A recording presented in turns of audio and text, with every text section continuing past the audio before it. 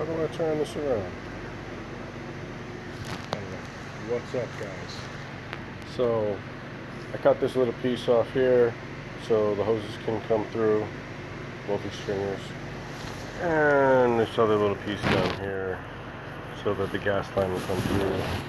We're going to make accommodations behind this stringer for other wires and controls to the motor from the center console here. And that initially I was going to mold this live tanks we're gonna throw in here, but we found a company down in Florida that we're going to sublet the work to, I guess you could say, at a much cheaper cost. That's what they do. So save this guy a couple bucks. We're gonna do that. And what else? Not much. I'm about to mold my deck pieces so I can start laying these in.